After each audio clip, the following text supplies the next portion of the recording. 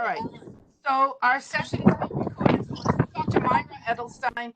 I'm here with folks from Oliver Hazard Perry, Captain Jonathan Kabak. Thank you so much for being with us, and the ship's engineer Jackson. And it is my unbelievable pleasure to be able to bring to all of you, my students in University 102 Creativity and Innovation. It is my unbelievable pleasure to be able to have our virtual field trip. I was so determined that this semester we were going to meet aboard the Oliver Hazard Perry. I was so excited about this, and never in my life did I imagine that that our field trip was going to be grounded. So the folks from the Oliver Hazard Perry have been kind enough to say, you know what, we're going to work with you folks. We can still do a great class, even if it has to be a virtual class. So to my students who drag themselves out of bed early in the morning, to Alejandra, who's in California, and it's like 5 a.m. right now, thank you for joining us. And so I just want to say, first of all, to my students, I love you guys so much, and I'm so proud of you that we just have to be flexible and we have to keep marching forward. That's the best we can do under bad circumstances. I teach management, you know that. This is what we have to do. We be prepared. We do what we have to do. We keep marching forward. That's the most important thing. And to the captain and the ship engineer, Captain Jonathan, and to Jackson, thank you so much. I can't tell you how much I appreciate that you agreed to work with us. Students have no idea how many hours you folks have spent with our people from our IT department and with me just to make this happen. So with all that being said, everybody, please just enjoy the presentation. You're welcome to unmute your microphone. Captain Jonathan's going to ask you if you have questions and that kind of thing. If Jackson unmutes his microphone, we're going to hear there's going to be a lot of wind and background noise because he's in Newport, Rhode Island. It's kind of a windy, rainy day in Newport, but let's just bear with it. Sound good? Everybody with me? Let me see like a wave, a shake hand. 2 thumbs up if you're totally psyched for our virtual field trip. All right, I'm gonna turn the lesson now over to Jonathan, and he's gonna take over as the presenter. Good morning, everyone. Can I just get the thumbs up that everyone can hear me? I'm not quite clear on that. Can you all point to the top of your forehead like this if you can hear me? Okay, just go like this. Big silly smile if you. Okay, we're good. It never hurts to start out with a little bit of levity in these times. So welcome aboard the Oliver Hazard Perry. I'm chatting with you all from the comfort of my basement here in Portsmouth, Rhode Island. But as Professor Edelstein said, we have one of our crew members, Jackson Rushka, who's our engineer on board, and he's going to take us through a little bit of a walkthrough on the ship and get our creative juices flowing a little bit with a little bit of visual inspiration. But before we do that, I just wanted to give you a couple minutes of the brief overview of our organization, who we are, and what we're all about. Just by a show of hands, for those of you that are sharing your video, how many of you have ever heard of the Oliver Hazard Perry? Okay, how many of you, anybody been on board the Oliver Hazard Perry? All right, one person, a brave hand that I can see. Well, that's, I'll share with you that that's one of my great frustrations in life. I'm the CEO of an organization called Oliver Hazard Perry, Rhode Island, which is the organization that conceptualized and built the ship and now operates it. And we offer all sorts of different types of programs on board. The real focus being to empower people with knowledge, with experience, and ultimately with a recognition that they are capable of achieving greatness. And most of what they need lies within. So sort of awakening the inner awesome, I like to call it. We do this aboard a 200-foot square rig ship that probably when you first see, if you knew nothing better, you'd call it a pirate ship or an old-fashioned warship. You'd say it kind of looks like the USS Constitution. And it's all of those things. And we take people out for days at a time or weeks at a time, or maybe we don't even leave the dock at all, but we bring people on board. And through the experiences that they have on board, we introduce them to the maritime world and sort of the pathway that the maritime world provides. And we'll get into that in a little bit. But before we do, I thought I would turn it over to Jackson Rushka, our ship's engineer, to give us a little bit of a 10-minute walkthrough of the ship, I'm sure you'll have some questions. If you have a question, you can unmute yourself and ask him, and he'll try to do his best to answer it. But we're also trying to make sure that we keep the tour of the ship to about 10 or 15 minutes so we have lots of time to chat afterward. So Jackson, if you can hear me, would you unmute yourself and take us on a little walkthrough of the ship? All right, welcome. Can you hear me? Yes? Okay, fantastic. Well, welcome to the Oliver Hazard Perry. Today, we're going to start on the quarterdeck. Now, this is the ship's helm, and then what's known as the captain's box or the captain's coffin that has all of our instrumentation and supplies inside of it. It's this beautiful, beautiful thing. And then we have the binnacle. This is the ship's compass. And so this is the conning station where the ship is manned. There would be somebody right here holding on to it, standing on it, spinning the helm left and right to make the rudder go. And from there you can see forward on the ship. It is fantastic. It's a beautiful place. And we'll give it a real quick swing around here. So that is the quarterdeck. And then forward of the quarterdeck, we go down the break in the ship to the midship, where you can see some of the rigging that's attached to the mainmast. Now, all of this rigging looks very traditional, but it's actually made out of modern materials. So it looks like the old style hemp rope, but it is actually a modern synthetic line that is much stronger, safer, and you don't have to worry about it in the rain. You don't have to constantly be tarring it. Here we have our rescue vessel. This is used for training purposes, to train for a man overboard situation, or in the eventuality, heaven forbid, of an actual man overboard situation. This is launched from this boom and then sent over the side of the ship so that we can go out and retrieve people very quickly, because it is hard to turn a ship that's 127 feet long or 200 feet long, depending on how you measure it, and weighing 500 tons to turn it around. Then here on the forward end, we have the jaboom and the head rig net. And you can see all of the stays that go up to the foremast. Those are for tensioning. And then right here, we have the winch and the capstan and the gypsy head. That's the big green thing on top. This is our way of pulling on ropes. It's also what we use to bring in the anchor chains, which are currently deployed right now. And we've got the ship's bell. Everybody loves dinging the ship's bell. I'm not going to, because I hear it enough as it is. And now that we've had a brief overview of the deck, I'm going to go below. It'll be a lot less windy, so hopefully you can hear a little bit better.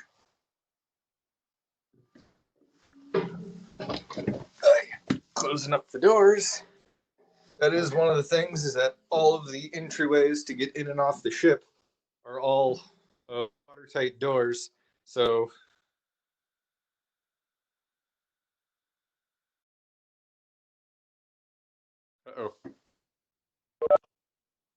there we go.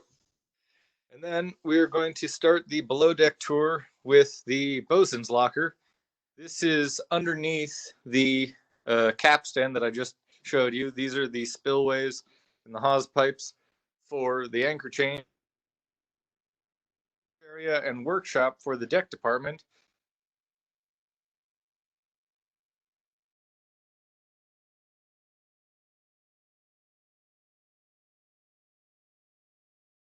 One of the things up there, bars are placed in front of it when we're underway, called fiddles, and those are to make sure that nothing slides out, because the ship does move a whole lot, and if things are sliding around, you could end up with a terrible mess. Next, we're going to go into the library. The library for us is both a research station and a classroom. Now, right now, the library does have a lot of extra equipment in it because of the rework that's going on in the bosun's locker. But as you can see, we do have a smart board set up, several tables, for students. And then we do have a large reference section of nautical accounts, biographies, autobiographies, and then books on navigation and seamanship that people on board are able to use and make copies of and take notes from. And so it's a mixture of a self-reference library, and it also has all the teaching aids that we use in our classes. All right.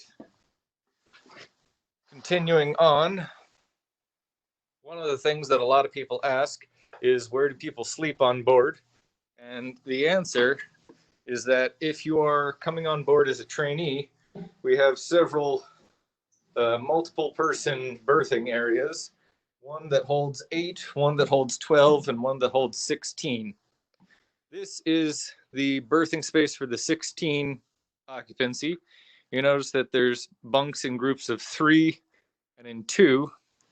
And then if we go around, you can see that there are lockers for each individual person. So the storage that you have is anything you can fit in your locker, you can bring on board.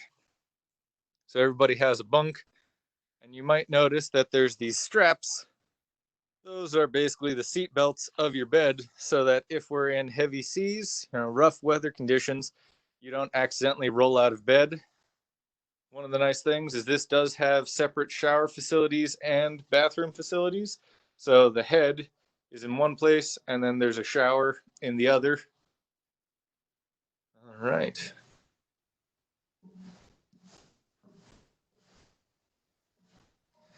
I'll go back upstairs.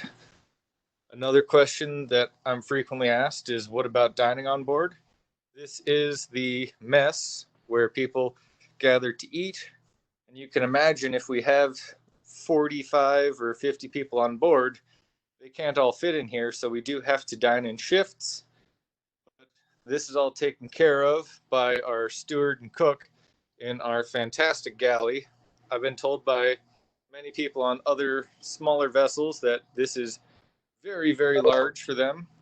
But when you have to cook for 60, 40, 60, or even 80 people at a time, you do need lots of space to prep everything and to cook everything so that you can have it done on time.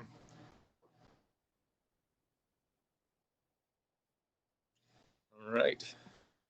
Now, there are some opportunities for people to stay in our staterooms. These are 2-person private rooms that each have an all-suite bathroom.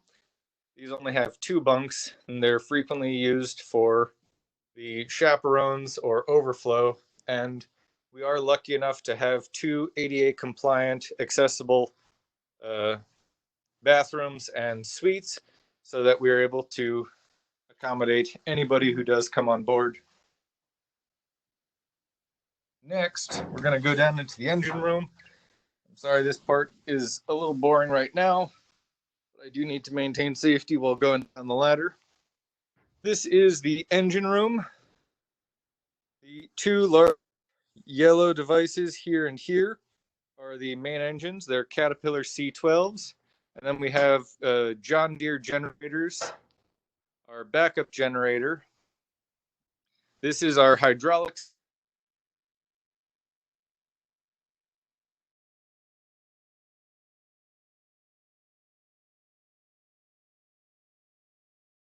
Are the hydraulic pumps that operate our hydraulic systems for our winch, our capstan, and our anchor, and also our bow thruster.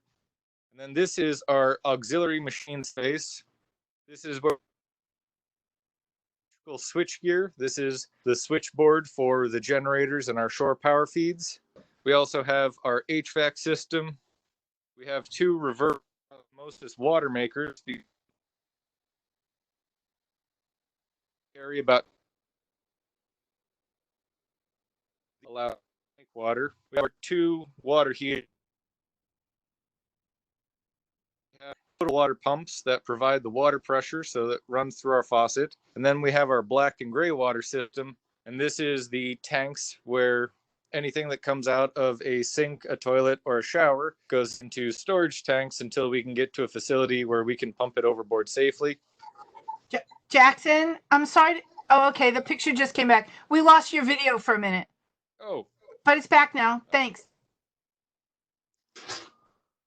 just in case nobody saw, black and gray tank pumps, macerator pump. And this is our fire manifold. This goes to the 7 different fire hoses that we have on board. So if there's a fire, we're able to send water directly to the fire hoses so we can fight the fire. We also have a bilge manifold. This pumps water out of the bottom of the ship. In case we have a fire, we need to be able to get that water back out of the ship, or if there's a breach or a leak somewhere. And as you can see, all these plates are removable, and underneath we have all the piping, so that way it's not in the working space for everybody. The final piece of machinery here in the engine room is this very large blue tank. This is a oily water separator. This uses a biological bacteria and an enzyme that eats petroleum. So if we have an oil spill on board, we can pump it into that, and it separates out the fuel or the oil from the water. That way we can safely pump it overboard and capture any extra chemicals. Jackson, Dr. Edelstein here. Can I ask a question? Absolutely. Okay, and I've also put a chat message to all of my students, to all of you viewing. I have colleagues that are in this as well right now. If any of you have any questions, just unmute your mic and ask. That we want you to ask questions. Jackson, one of the things I noticed is you were going through the engine room. It looked like you didn't just see one of anything. Some of these things, it looked like you had 2 and 3 and 4 and 8 different valves and all sorts of different things. Looked like a lot of duplication. Just can you tell us real quickly? I mean, my class focuses on innovation and creativity. Can you talk for a few seconds about why do we see so much duplication on a ship? Well, we have duplication on the ship because we are a self-contained vessel. If we're out in the middle of the ocean, we don't have the ability to just stop and fix something if it breaks. If you're in a car on the highway and you get a flat tire, you've got a spare on board. If your check engine light comes on, you're able to pull off on the side of the road and either fix it or call a tow truck. If you do that in the middle of the ocean, you're not stationary. You could drift around. So we usually have duplication so that if one goes down, there's another one. You're also able to share the load. We've got 2 water pumps. That way we can have one operating, and after 50 hours, we switch to the other. So it gives you a time when you can have maintenance on the device without the system being offline. It also means that you can have both of them working to share the load so that nothing is working as hard. And it means that if one breaks, you still have another that can do the job. And that's why we have 2 water makers, 2 hot water heaters. We have 2 pumps for the black and gray system. We've got 2 potable water pumps. We have 2 generators. And we also have an emergency generator. So we do have 3 generators on board. And we've got 2 engines because we do have 2 propellers and 2 propeller shafts, but we are able to operate just on one. It's not as efficient, but it's enough that we can continue to move and we can navigate out of danger. Thanks. That's a great answer. I really appreciate it. Thank you. One of the other things that we like to point out is that we do have dozens of ship systems and lots of safety.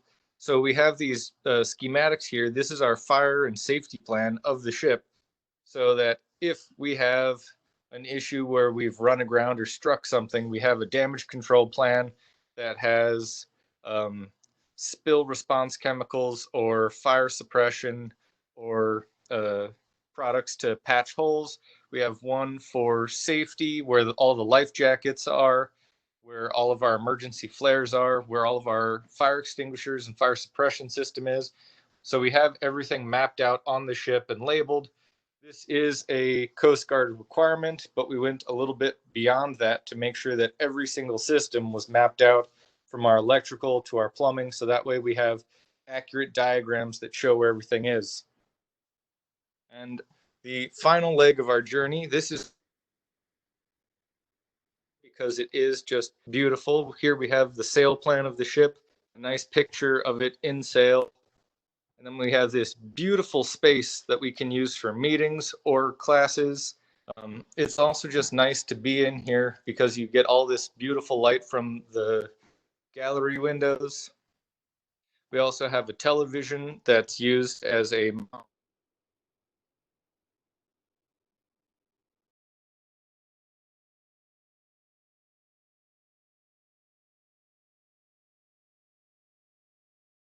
Jackson, we're having trouble hearing you again, honey.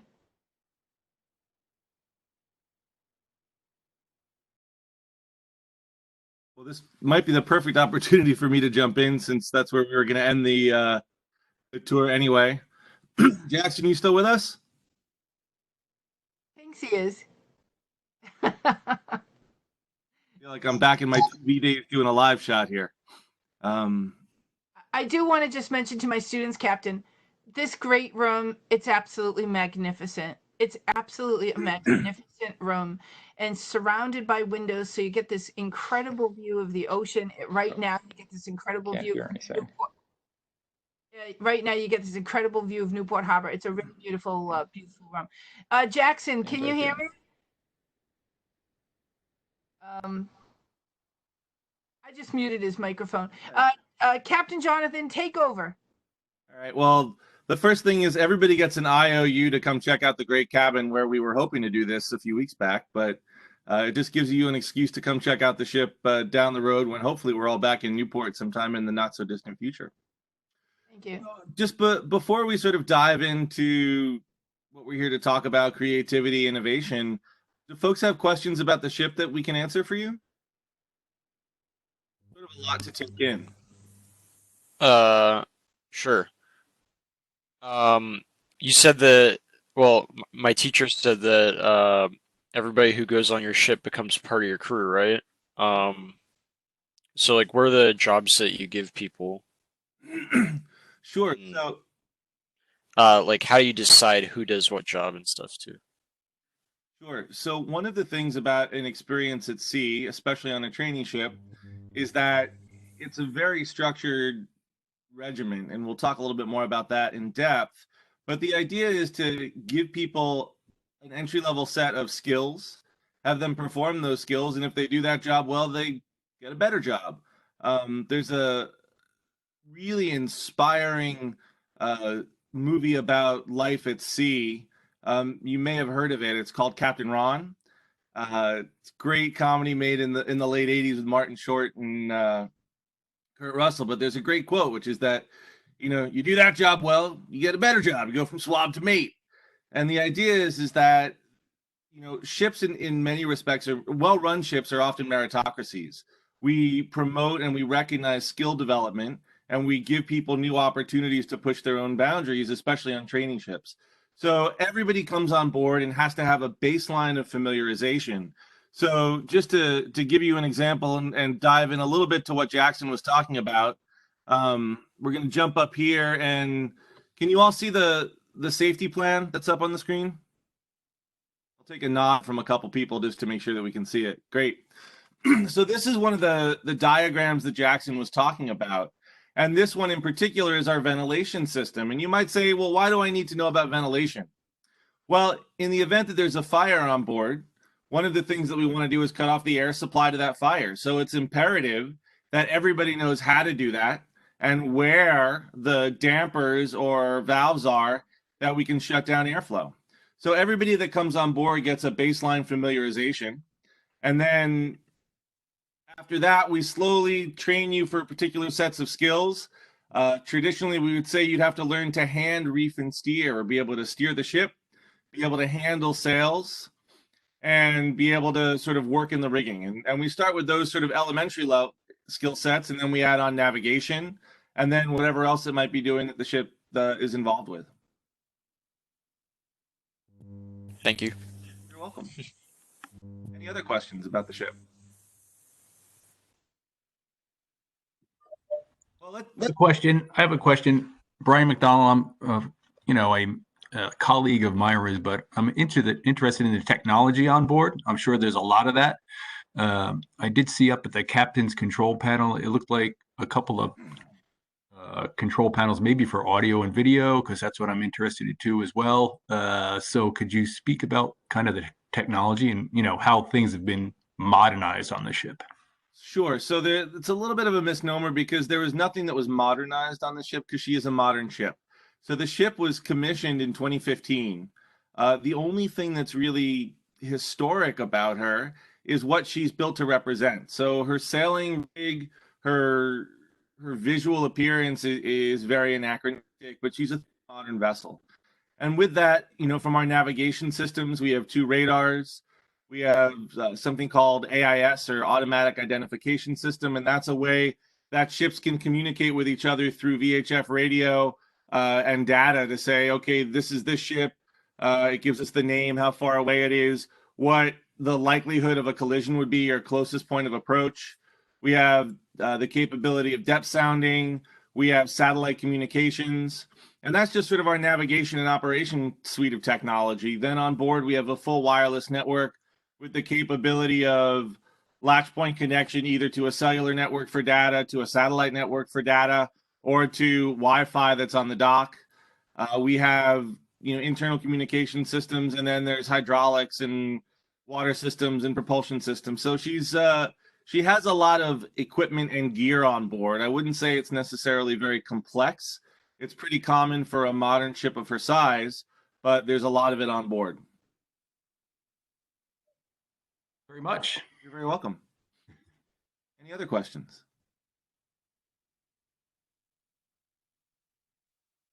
Well, I'm going to start off with asking you a bunch of questions, but I wanted to share with you a couple images here just to sort of, I said, get our thoughts going. And the first one, if I can pull it up here. So just to give everybody an idea, that's what the ship looks like underway. And there's some 20-odd sails that we can set in different combinations. And we'll just scroll through some pictures here. A pretty sort of awe-inspiring platform. And I share that with you because going to sea on a square rig ship is absolutely nothing new. And you might ask yourself, well, what does this have to do with creativity or innovation? And I would say that the environment that we create on a ship at sea, whether it's a modern ship, whether it's a historic ship, whether it's a modern ship built to look like a historic ship, are relatively all the same. And there are certain value sets or value propositions that we leverage, and that in turn creates a very particular environment that is absolutely ripe for creativity and innovation.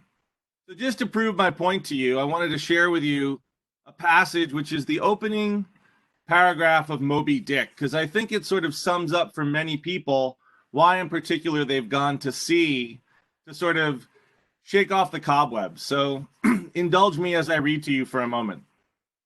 Perhaps close your eyes and take it all in. Call me Ishmael. Some years ago, never mind how long precisely, having little or no money in my purse and nothing particular to interest me on shore, I thought I would sail about a little and see the watery part of the world.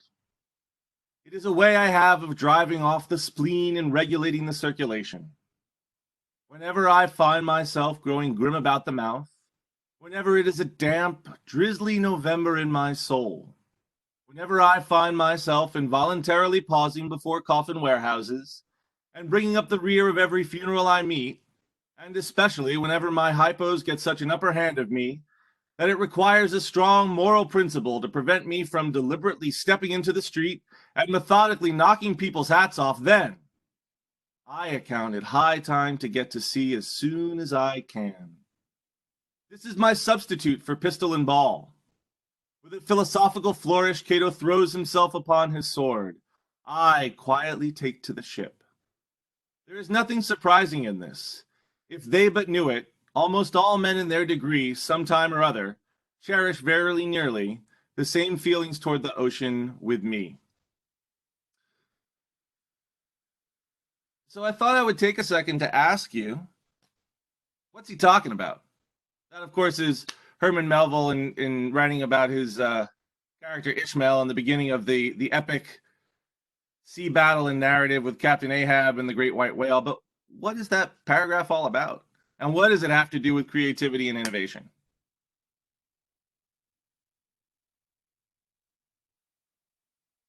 Hi, I'm Emily.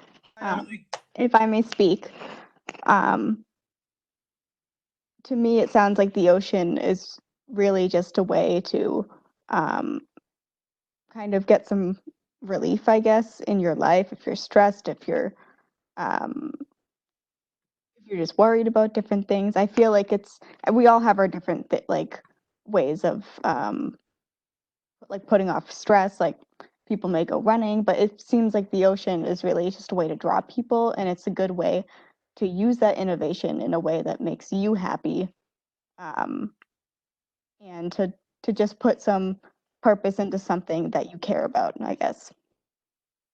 Great. So Emily, mentioned not just the ocean, but running. So what's the analogy or what's the comparative between the ocean and going for a run? Oh, am I still speaking? You can be, or somebody else can chime in. Well, if no one else wants to chime in, I can Go for talk. I mean, I guess it's everything is similar in a way that, like running, it's a way of having a singular point and going with it. So it's like, say I'm going to run 3 miles, and then you work yourself up to that point. It's kind of the same thing where it's like I'm going to put my effort into working the ship and taking whatever challenges on in the ocean and whatever the weather is going to be like, and putting my effort into that, because like running, that's what I like to do, and that's how I feel the best. It's interesting because you brought up the goal of running, right? I have a goal of that 3 miles, and I'm going to psych myself up, and I'm going to get there. So I ask everybody, is having a target the opposite of creating an opportunity to be creative or innovative? Anybody else want to chime in?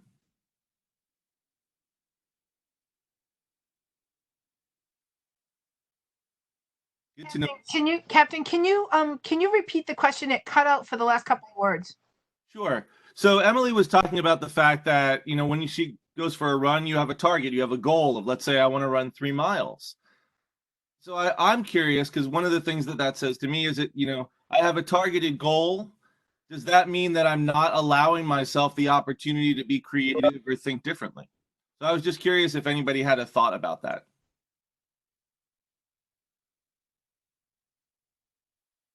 Come on, you guys, what do you think? So, this is a great opportunity for Fun to watch the steam come out of the ears. It's cool. It's all right.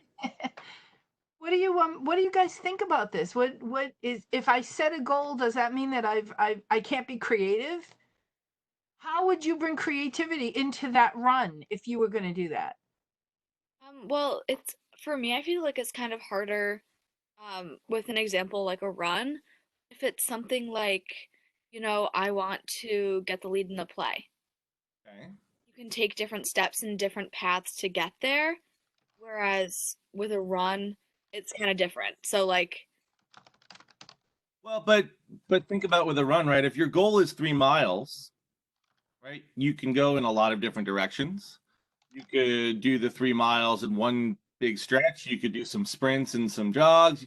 There are lots of ways to break it up. And I think that, it's interesting to think about it from a creative standpoint, is that just because you have a preconceived notion of what the outcome should be, it doesn't necessarily mean that the pathway to get there has to be the same or predetermined. There can be a lot of sort of choose your own adventure within that same goal. So I guess one of the things that I would share with everybody is that just because we're given an objective doesn't mean that we can't be really creative and innovative about the process to get there. But let's get back to sort of the ocean and the sea. And I think Emily really hit on it. One of the things is, when we go for a run, by the very nature of going outside and going for a run, we're not doing that where we spend most of our time, right? We're in a different environment. So I would suggest to you that an environmental change might be something that really brings on creativity and innovation. So just by a show of hands, how many of you, when you're like stuck writing a paper, go for a walk? Okay, a couple of hands. Or go get something to eat. or go play on the internet. Right? We are changing something up. We're shaking up our neural pathways and trying to create in ourselves something different that might inspire us in a different way. So it's not just Herman Melville who thought the sea was a powerful sort of source of inspiration in a way to get away from the traipsings of shore, or sort of the drizzly November that sort of, I think, sometimes weighs us down when we're trying to think outside the box, to use a cliche. But look at our shared narrative in Western society. We have Jason and the Argo. We have all of these adventures at sea. And they're modern narratives that take place in contemporary times, where sort of the story is the same. People go to sea to sort of escape what's traipsing them down on land or trapping them down. But in particular, going to sea as an adventure is very different than going to sea as a profession. And I wanted to talk a little bit about some of the things that we do aboard a ship that may seem very rigid in particular, but in turn, I would argue, really allow you to be creative and innovative. So I'm going to go back to that diagram that we all looked at a minute ago, which sort of talks about our ventilation system, right? Pull it up here. Of course, he can't pull it up when he wants to. There we go. All right. So, one, we have a pretty compelling visual here. It's easy to look at, and you start to look through it. And this is just a tool, but it's something that we really enforce, that everybody starts to learn. Everybody has to learn these things. Everybody has to understand how to perform basic functions. It's something I talked about earlier when, I forgot who it was, asked me about what it's like to be a crew member on board. So I share with you that one of those things that becomes really important in our world is universal understanding, or a shared language. Now, one of the things that we have aboard a ship are lots of special words. I mean, there's things like baggy wrinkle and t'gallant and forecastle, and I don't know, there are a couple other interesting ones out there. Coxcomb. And everything that is familiar all of a sudden takes on a different word. Like, we can't call it a bathroom, it's a head. It's not the kitchen, it's the galley. Why can't we call it a dining room? It's a mess. And there's a long history of how these terms and phrases evolved, but there's a unique language to us. And one of the things that we have to think about in the community that exists on board is that we all speak the common language. And sometimes it's easier to introduce everybody to a new language than to try to find the language that is most common to everybody else. So I would share with you another thought, which is that in a shared community, the potential for creativity and innovation is really predicated on a universal understanding to some degree. So more on that in a minute.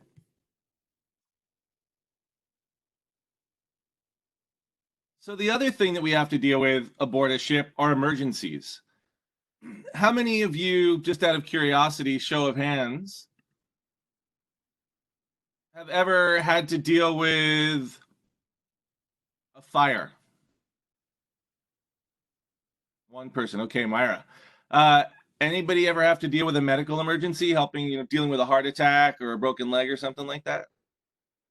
So for that medical emergency, if one of you would share, so what did you do? What was your response? Fiona, you raised your hand, so I'll pick on you. Hang on, you gotta unmute yourself there.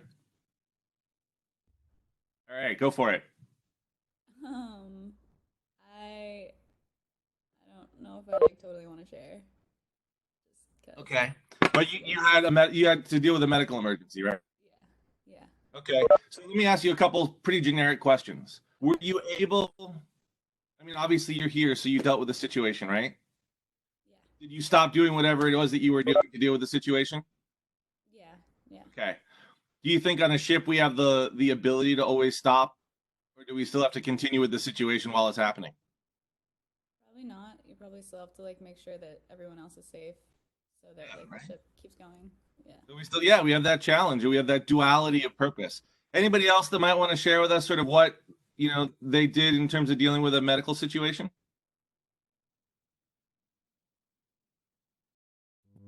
So like I had to go to the hospital, Okay. right? I don't know. It was like 5 minutes away. It was a drive. What's that? It was like a drive. Is 5 minutes away. So whatever was going on, you stopped what you were doing and drove to the hospital? Yeah. All right. So again, right, you had the opportunity to sort of stop and redirect and do something else. On a ship, we don't have that. So we have to think not only about the immediate task at hand, but how that task at hand fits into a broader circumstance. So aboard a ship, we like to give everybody very particular responsibilities. And the reason for that is because it's way easier to sort of have an action plan and utilize that plan in our response than it is to make it up as we go along. So the document I'm sharing with you right now is something that we call a station bill or a watch quarter station bill. And it basically gives everybody's initial emergency response on a ship. So you'll see at the top is the captain. And in every situation, I have the easiest job to remember because it's the same thing for every situation. I'm pretty much in command on the bridge, sort of coordinating the big picture response. And then if you work your way down, you might see the chief mate. That's the first officer, the second in command, right? And they might be our on-scene leader, and they're going to feed information back to me. And that way we're going to develop our response to the particular situation based on the information we're getting. The engineer, they're going through their responsibilities. And if we look on down, everybody has a job, and you might see that there's redundancy in those jobs, right? Because as we discussed before, we can't have single point failure. On super critical things, we have to make sure that we can take care of those things if the one person who is supposed to do it is all of a sudden out of commission.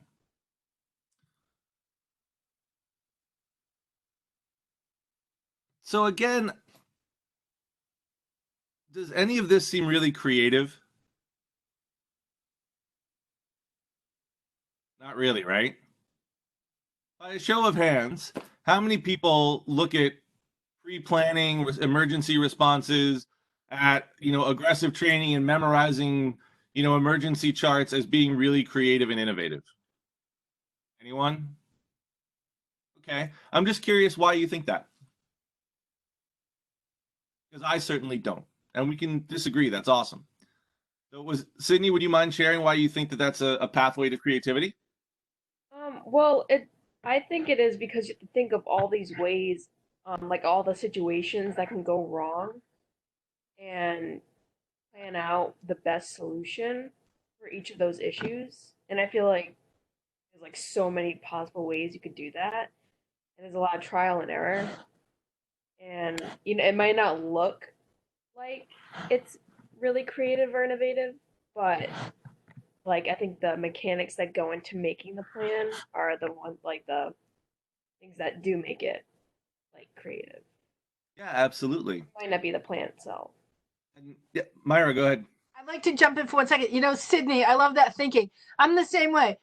One of the things that I really appreciate is I love contingency planning. I think contingency planning is amazing. And so I think that for those of us who enjoy doing it, I just love the idea of taking a step back and thinking about every possibility. What could go wrong? What do we need to plan for? What equipment do we need to have? What supplies do we need to have? And in my work with companies doing quality management, that's one of the things that we do is contingency planning, so that you kind of anticipate what might go wrong so that you're prepared. So I see it as a creative endeavor, although Captain, I can understand why most people probably see it as just a sort of mundane, oh my God, we've got to do it. Probably we'll never need it, but but when you need it, you're sure glad you have those plans in place. And interestingly, and you raise a couple great points, and Sydney hit the nail on the head. The document that we were just looking at, the station bill, is the end result of a really creative process. And that creative process is ship's drills. So for every emergency, we're required by law to go through a practice evolution. So we're required to do a man overboard drill once a month, and we're required to do weekly fire drills. And the idea is that you don't want those drills to be the same all the time. You don't want the same people doing the same job all the time. And at the end of those drills, two things should happen. One, before you talk about it, you should put everything back where it belongs. So if you think back to when your mom or your dad or your grandparents used to yell at you to clean your room before you do the next thing, it's the same way in the real world. And the reason for that is because it's been demonstrated that if you move on to the next thing before you sort of put all your toys away, when there's an emergency, the toys aren't going to be, or the tools or the response equipment isn't going to be where you need it because you forgot to do it. So a little helpful hint is clean up your mess first before you move on to the next thing. But when we go through these drills, the goal is to really be imaginative and creative as to what goes wrong, what went bad. There was a training ship that sunk off the coast of Brazil about 10 years ago now called the Concordia. And it was a gap year program with high school and college aid students. And they were in a severe weather phenomenon called a microburst. 40 students on board, no loss of life. And it was amazing because they had practiced and drilled and drilled and drilled. And when all of a sudden the walls were the ceiling and the ceiling was the floor, they had had enough experience knowing their ship intimately and practicing these drills that they went through it to the best of their abilities, but performed flawlessly. And I think that is a testament to the power of practice, right? They say it takes 10,000 hours of practice to get to a level of mastery in general. And while they're not drilling for 10,000 hours, they spent a lot of time intimately knowing what their responses should be. But this document, this station bill, is a dynamic, living, breathing document. It's not something that everybody walks on board and you get assigned a job and we do. That's the starting place. And then we revisit it through drills and practice, and we make modifications and we change it. And maybe this deckhand doesn't fit in the firefighting gear, so they're not a good person to go man a fire hose. Or this person spent 25 years as a firefighter. Maybe they should be on our fire response team. There's a value not only in having a pre-planned response, but in being dynamic enough to understand the value in different skill sets and bringing that to the betterment of our response. So I think that that's a really interesting sort of balance point between those two things. So again, within what first comes across as a very rigid sort of directive about how we do things on a ship is really all about being innovative and creative and just using it sort of as a starting point or a baseline.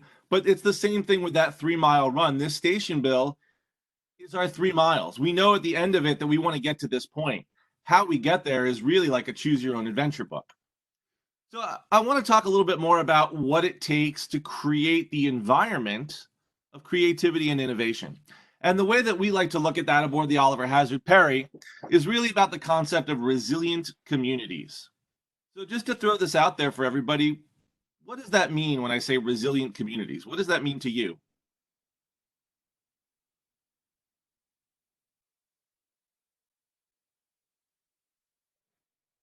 Come on, folks. What do you think? Resilient communities. What's Captain talking about? What does it mean to be resilient? Go for it. Carly, right? Yep. What does it mean to be resilient? I think being resilient is being able to kind of handle anything that comes your way and not change your attitude and kind of stay strong. Yeah, I think that's a great definition. What we're doing right now, is that a demonstration of resiliency? I think so. Yeah, absolutely, right? Both on the sort of in the microcosm of our little chat right now, and also in the bigger picture of what we as society are doing, right? We're being responsive to the external stimuli or influences in our life, but we're still trying to get to that same end goal, right? You're still trying to get the credit in Myra's class. I'm still trying to teach a class, and partner with Salve Regina University. We're just doing it in a different way, but we took the resources available to us to do that. Yeah, so resilient communities to us within our organization, let's say, are on the ship might mean an understanding of the environment that we're operating in, right? So for us, it's the ocean, both in its physical sense and also its sort of metaphoric sense, right? Because that influences us deeply. It's about an understanding of the people that we bring together, our community, right? And it's about understanding how to affect great outcomes utilizing all those resources. So on shore, to us, a resilient community might be one where people have a sustainable existence, right? Has anybody here ever heard of Maslow's hierarchy of needs? No, yes. I'll give you the non-psychology major definition, which is that if you don't have a roof over your head and food on your table, you're not going to be able to do very much else, right? We need shelter, we need clothing, we need to be safe. Once we know we're safe, then we can think about all these other things. If you think about that station bill, it's a mechanism to provide for our own safety. And most particularly, what that station bill does is it takes us through a moment of sheer terror, right? Think about this. Someone's fallen overboard. There's a fire on your ship. There's a hole in the ship, and we have to leave right now. And gives us a pathway to affect our own response, right? To bring about a positive outcome. If that's not resiliency, I don't know what is, right? So by sort of predetermining the outcome, by giving ourselves a starting point, we open ourselves up to opportunity, right? We open ourselves up to being able to handle the dynamic situation because we have a baseline of knowledge and understanding. And that, I think, is really imperative to what we do on a ship. So here we have this resilient community. So we talked about environment. What else do we need to be creative or innovative?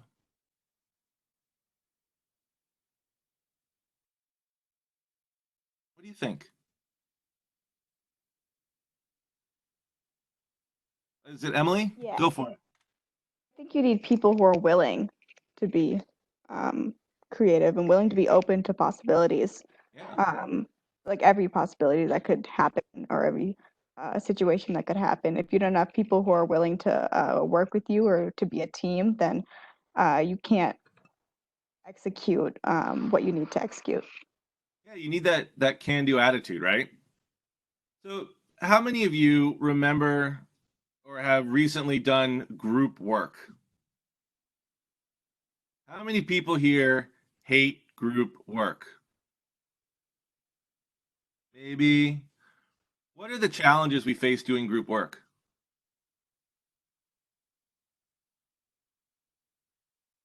Come on, I saw some hands go up that said people didn't like it, so you must have a reason why you don't like it. I know for me, sometimes it's not agreeing on an idea, or sometimes some people don't do as much work as other people would. So then it's hard to get that task done, or like Yes. you don't get the full credit because you're the one that did all the work, but it's a group project. You hit the nail on the head with my notes. Yeah, so sometimes there's that resentment, like I'm working harder than everybody else, right? Or that person's an idiot, or oh my God, what's wrong with them, right? There's an inequity. Remember a little while ago I was talking about that common language that we use on a ship, right? And in group work, we don't have a common buy-in. We don't have a common investment, let's say, or a common process. And one of the things that we're really good about on the ship is we bring everybody to a common process. And one of the ways we do that in particular is good leadership and management. So I would argue that a really important part of being in a creative environment and being innovative, especially in a group, is having leadership. So think about a time you've been in class, right? And the professor or teacher says, okay, break yourselves up into groups of 3 or 4. And what happens?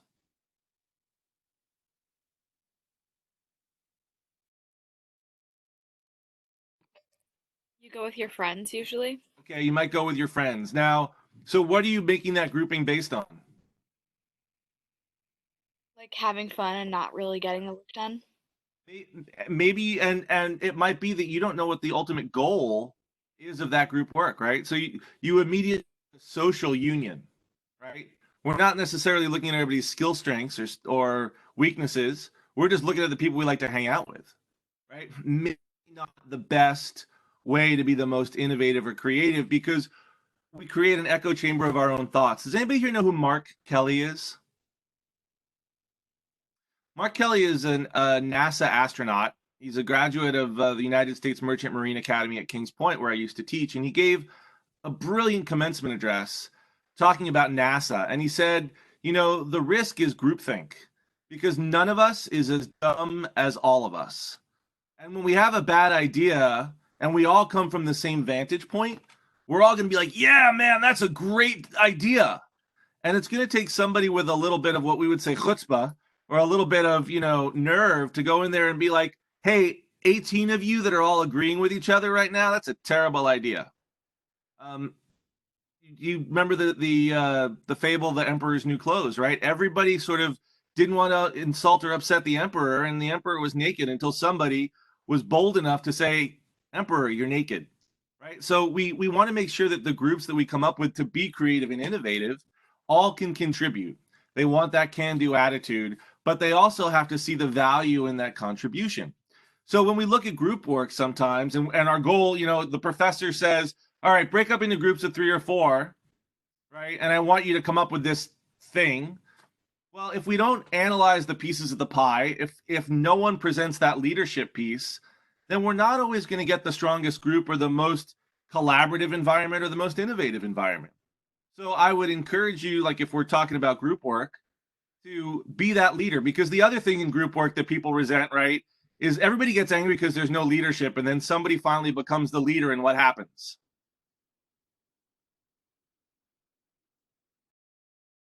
We all resent that person, right? They're like, oh my God, they're so bossy. Why are they telling me what to do, right? But you didn't necessarily step up and do anything either. There's also, one of the things that has become really important in the way we run ships in the modern era is the value of everybody's perspective and opinion.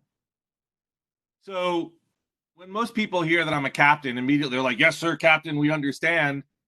You have no idea if I'm competent or qualified to do my job. You just know I have a title.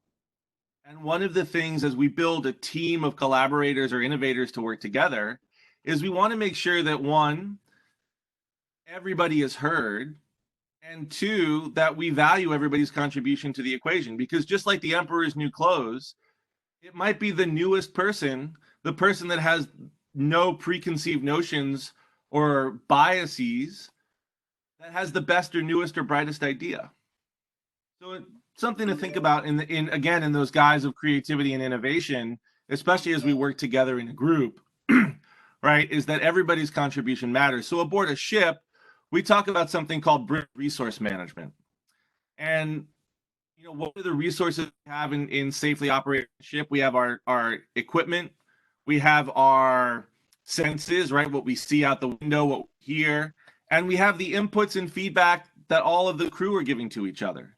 And the process of running a ship is all about, if we have a big evolution to, like, we set all these sails and leave the dock, and we might have a pre-departure briefing, and we're going to start with, myself or one of the senior leadership sort of laying out what our end goal is. We want to be off the dock. We want to be this in an hour. And then we might turn it over to one of the junior level crew members and say, okay, what are the environmental situations that we have? What's the risk factors that we have to mitigate, right? But it's always a good idea to maybe start with the newest voices in the room. And that's a hard thing to do if you're a grizzled old leader in the old leadership models, right? Is to recognize the value in everybody's contribution, and that some people quietly, some people are loud and boisterous, and to not let the loud, boisterous people, just because you're the loudest voice in the room, doesn't mean that you're the most authoritative or that you have the most knowledge to share. So if you find yourself always gravitating toward that person, right, make a point of listening to other voices in the room. But I want to again bring this back to the real focal point of creativity and innovation. So we talked about the environment, we talked about the team, right? What else do we need?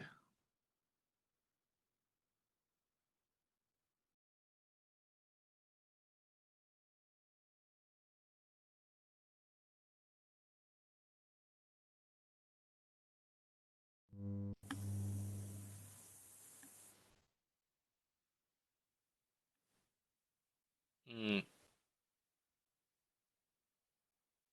Come on, somebody take it. Hang on, Myra, hang on. This is actually proving my point. A goal? Okay, we need a goal, we need a target, right? Because without a target, we're just throwing stuff up on a wall and seeing what sticks, right? So in sort of preparing for this, that I came across an interesting quote from Stephen Morrow, which is creativity is problem solving with relevance and novelty, right? If what we come up with is irrelevant or doesn't answer the problem, all we're doing is navel gazing, right? We want impact, and that's an important part. We need a target, we need a goal. It's the process of how we get there, I think, that allows the creativity and innovation. But what else? What was I doing in just letting you think about it for a minute?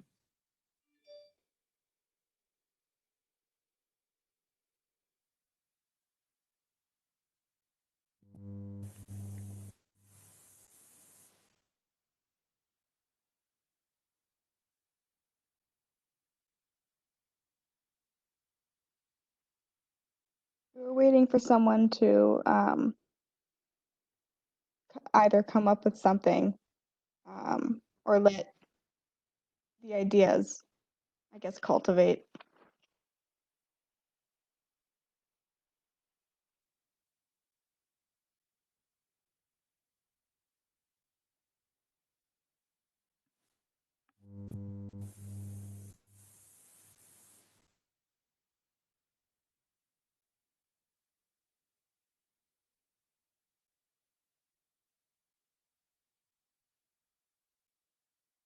Okay, just for a second, imagine we were all sitting in the same room. What would we all be feeling right now?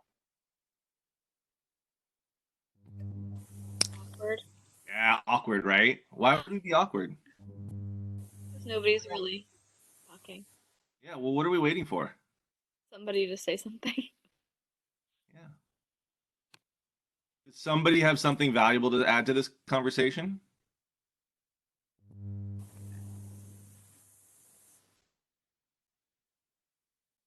Hmm.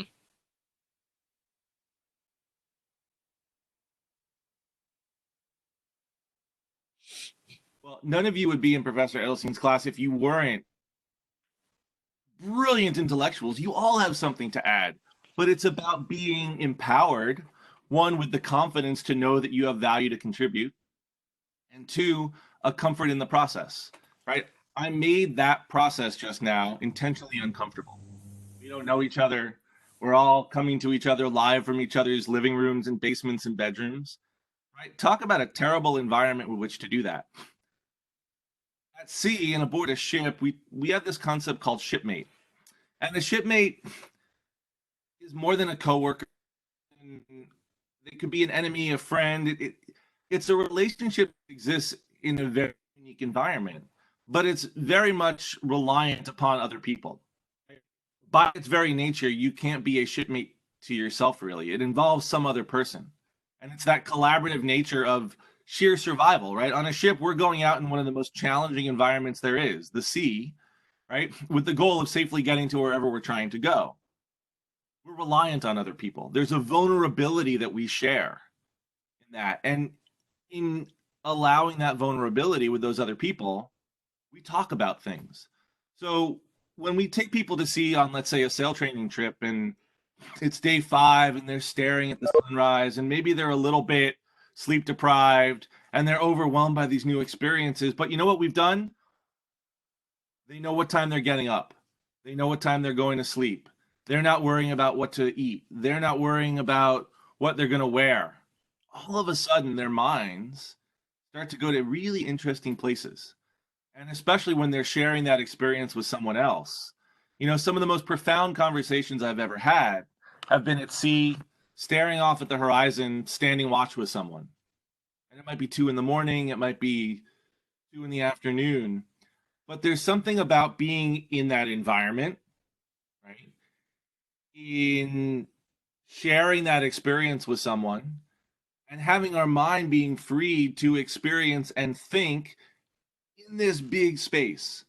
And I think that that's a really important aspect of why people return to the sea for inspiration is we're covering all the basics. How many people here know who Steve Jobs is? Most of us, right? Steve Jobs is one of the founders of Apple, and he sort of led Apple's renaissance in the early 2000s.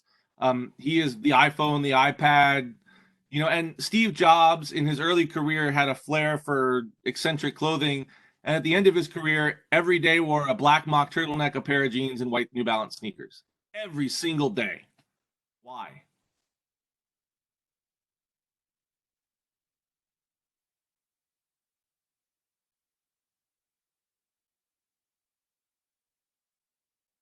How many of you, when you get dressed, when you're on campus, spend more than 3 minutes figuring out what you're going to wear for the day? A couple people, right? A few show of hands, right? Imagine if you had that time back. Imagine if you didn't have to think about it, right? Imagine if we took away all of the things that are really low value decisions and gave ourselves the space to have high value thoughts. So whether it's what we do on the ship, where within this structure, within this sort of preconceived response plans, within the normal evolutions and operations of the ship, we free ourselves up to be creative or innovative, or we wear the same thing every day, so we never have to think about our outfits. It's all sort of the same point, which is that we need to get ourselves into a place and a space where we can have those big thoughts because we're not weighed down by the minutia of detail. So my closing point, and then I'll turn it back over to Myra here. Think about that group work, right, where the professor goes, divide up amongst yourselves, and usually it takes a while. It's an easy decision. The professor could go 1, 2, 3, 4, 1, 2, 3, 4, 1, 2, 3, 4, and we could all break up into groups. And we wouldn't waste time on something that's low value. We spend a lot of time wasting time on low value decisions and not giving ourselves the space to think innovatively, creatively, right? And then we just get stressed because we don't have enough time and we don't always take the time to come up with the best answer. So I think that, there's a lot of great value in going to sea because we take away so much of that. We have a goal, right? We have to get somewhere. We have a process. We know how we're going to do it. And through doing those things, we create this environment of creativity and ultimately innovation, because we then can leverage all of those experiences we have to do some pretty amazing things. So with that, I'll turn it back over to Professor Edelstein. Captain Jackson, Captain Jonathan, I can't thank you enough. This is so wonderful. As you've been talking, I don't know if you've been noticing, but in the chat, I've been trying to capture most of what you've been saying, along with the student responses, and I really appreciate that so much. Also, we've recorded this entire event, so if anybody's so moved, you can always go back and you'll be able to watch it. I'll make that available for you. I'm happy to hang out for a few minutes if people have questions, or otherwise, it's been my pleasure, and we hope to see you aboard the ship sometime when we're all back together in Newport. Thank you so much. Don't go anywhere. Hang with us for a few minutes. And also, to the ship's engineer, Jackson, I wanted to also thank you very much. It was a wonderful tour. And I just really, really from my heart, I can't thank you folks enough. So my students, what did you think? Are you glad first of all, let me see. I see some thumbs up already. Let me see a show of hands. Did you, how many of you enjoyed this? This was fun. Okay. Excellent. So, Myra, can I just interject 1 second? I do want to acknowledge Jen Kendrigan, one of our staff members, who I think sort of put all the pieces together and was the liaison and facilitator. I know she's watching. Hi, Jen. But thank you so much for all your hard work in making this happen. I just showed up to talk. No, thank you so much. And Jen, it was a pleasure to meet you and work with you. And I'm praying that this is just the beginning of what will be a long and wonderful relationship between Salve Regina University and the Oliver Hazard Perry, Rhode Island tall ship. You folks have an amazing team. Our team of people, Christina, Brian McDonald, Dan Titus. Dan Titus and I were working together at 8:30 last night. We were still on the phone with one another and WebExing just to make sure all of this would work beautifully. So it took a lot of people to pull all of this together, and I really truly can't thank all of you enough. I think I might actually get some sleep now for a day or two, because if anything is keeping me up at night, it was really worried about how well this was going to carry on. I think from my participant list, it appears that all 22 of my students are here. And for which I am very, very grateful. And I truly appreciate that. I know that all of your lives, all of our lives, are tipped upside down right now. And it is difficult, and it is crazy, and it is weird. And all of us are feeling the same thing, everybody. But you know what? The one thing I am very grateful for is that at Salve, we are an amazing community. We're here for one another. We look out for one another. I am available by text, by phone, by email. If you start feeling like you need somebody to talk to, you can always text me and say, hey, Dr. E, are you available? Can we chat? If you need help picking your courses for the fall semester, we're doing a lot of advising right now. If you need help with that, just let me know. Even if I'm not your advisor, I'm always happy and willing to for you to run ideas by me about majors, about minors, about things that you're thinking about career paths. I'm here for you guys, okay? So nothing to worry about.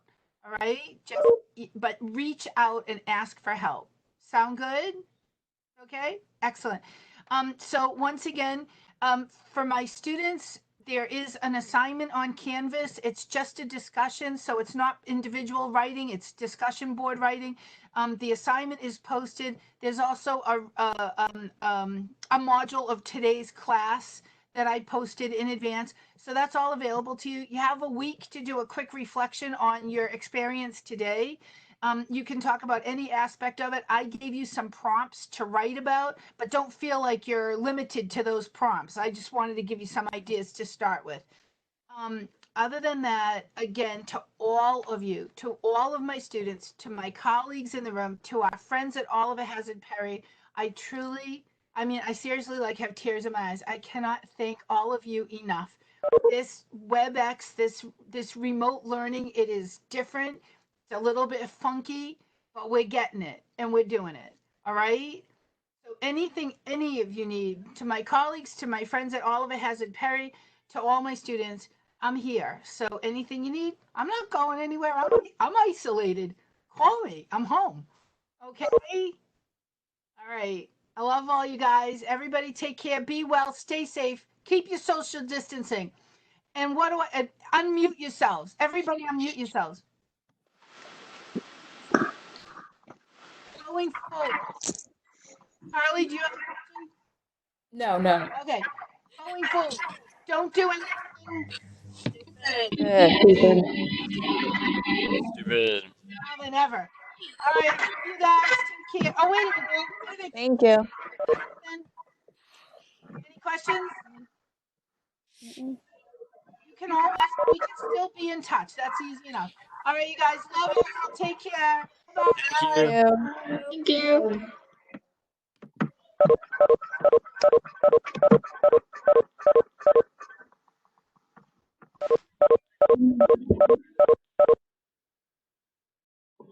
And if you want to hang with me for a minute. Wow, I've never seen this. Jackson, if you want to hang with me for a minute. Nice job, Myra, Captain. Pleasure. That was a lot of fun. Thank you, Dan. Okay, so who do I still have on board? I got Brian, Christina. Thank you, Dan. Jackson is with us, and the captain. You guys, from the bottom of my heart, I don't even know how I could ever thank all of you. Thank you so much. Captain and Jackson, are you guys satisfied? Yeah, it was great. That was a lot of fun. It went better than I thought it would. So I got to tell you, you got some of the students to participate. They're very quiet. So, yeah, you did great. The tour was fantastic. I really was so hoping we could do a live tour, and man, you guys pulled it off. Amazing. well, that's a big debt of gratitude to the IT staff at Salve. It was nothing but supportive and helpful. I actually commented to my wife yesterday. I said, "What a great team to have behind you and to facilitate this." So we are amazingly lucky, and we are amazingly lucky. So you guys, once again, just please be safe. I always tell my students, don't do anything stupid, and now more than ever, that certainly resonates. So please just be safe, take good care of yourselves and your families. Anytime, please be in touch with me. This is only the first. We're going to keep doing this, and we're going to get a class out on that ship. good stuff. We're going to do it. Okay. Thanks so much, and hopefully there'll be some good buzz that comes out of this, and we'll go from there. God willing. Thank you so much. Take care. Guys. Bye. Bye. Bye. Bye, y'all. Bye. Bye, Jen. Bye. how to lead this thing.